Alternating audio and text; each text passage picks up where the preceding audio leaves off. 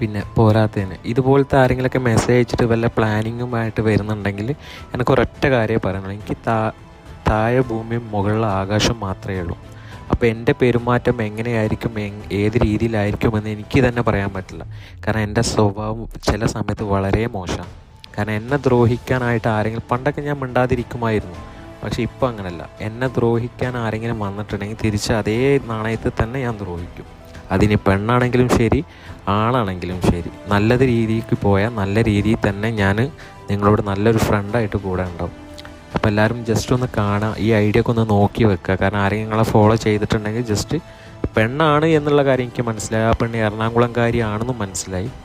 അതുകൊണ്ട് ആരും ഇനി ഇതുപോലത്തെ ഓരോ പ്രശ്നത്തിലൊന്നും പോയി പെടാതിരിക്കുക. ഓക്കെ.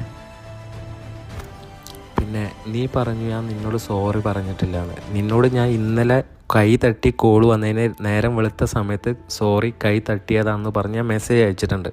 ആ മെസ്സേജ് ഇതിൻ്റെ താഴെ എനിക്ക് കാണിച്ചിട്ടാണ്, നോക്കി നോക്ക് കേട്ടോ. പിന്നെ ഇനി ഞാൻ നിന്നോട് സോറി പറഞ്ഞില്ലേ, പിന്നീട് ഞാൻ നിനക്ക് മെസ്സേജോ കോളോ ഒന്നും ചെയ്യാൻ നിന്നിട്ടില്ല. നീ ഇങ്ങോട്ട് കുറേ വോയിസ് റെക്കോർഡുകൾ വിട്ടിട്ട് എന്തിന് നിന്നെ ഞാൻ സൊള്ളാൻ വേണ്ടി വിളിച്ച ഒരു കള്ളക്കാമുകൻ്റെ പോലെ നീ എന്നെ വിളിച്ച് എന്ത് കാര്യത്തിന്? നിന്നെപ്പോലെ ഒരു പെണ്ണിനൊന്നും വിളിച്ച് എനിക്ക് സൊള്ളാൻ നിൽക്കേണ്ട നേരമില്ല. ഒന്നാമത് സമയമല്ല. കാരണം എന്താ വെച്ചാൽ എനിക്ക് എൻ്റേതായ ഒരുപാട് തിരക്കുകളുണ്ട്. ആ തിരക്കിൻ്റെ ഇടയ്ക്ക് എന്നോടൊക്കെ വിളിച്ച് എന്തിന് ഞാൻ സൊള്ളണം? പിന്നെ എൻ്റെ ആവശ്യം വേറെ. എന്നെ ആരോ പറഞ്ഞയച്ച പോലെയാണ് എൻ്റെ പെരുമാറ്റം.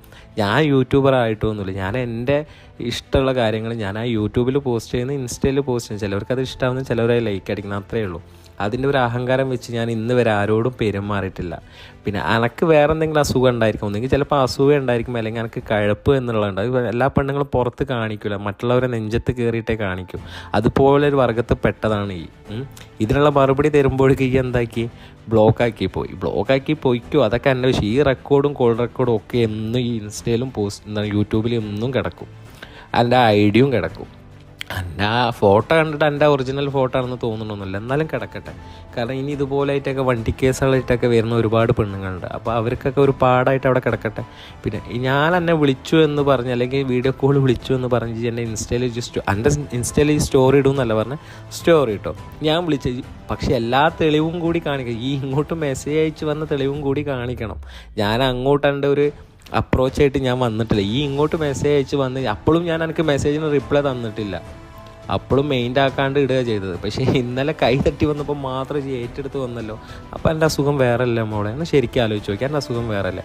എന്നെ ഈ കണ്ടിട്ടില്ല, പരിചയപ്പെടില്ല. പക്ഷെ എന്നെ ആരോ പറഞ്ഞയച്ചതാണ്, അതെനിക്ക് മനസ്സിലായി. അതെന്തിനാ? ആരാ പറഞ്ഞയച്ചെന്നെ?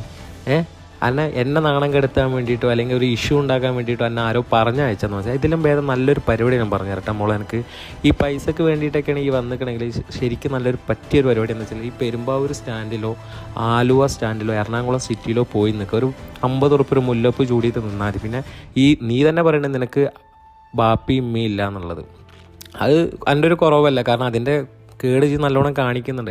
അല്ല, സംസാരത്തിൽ നിന്ന് എനിക്ക് മനസ്സിലായി എനിക്ക് തന്തിയും തള്ളിയൊന്നും ഇല്ല എന്നുള്ളത്. കാരണം അങ്ങനെ ഒരു പെണ്ണായതെങ്കിൽ ഇപ്പോൾ ഇത്രയും മെസ്സേജ് ഉണ്ടാക്കില്ലല്ലോ. ഉണ്ടാക്കും.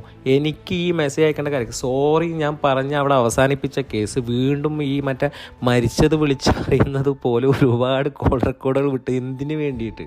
ഞാൻ യൂട്യൂബറെ എന്നാണ് ഈ വിളിക്കുന്നത്. അപ്പോൾ എനിക്ക് വേറെ എന്തോ ഒരു ടാർഗറ്റാണ്. ആദ്യം ഇത് മനസ്സിലാക്കുക. എനിക്ക് വേറെ എന്തൊക്കെയോ ടാർഗറ്റ്, എന്നെ നാണം കെടുത്തുക എന്നുള്ള ടാർഗറ്റാണ്.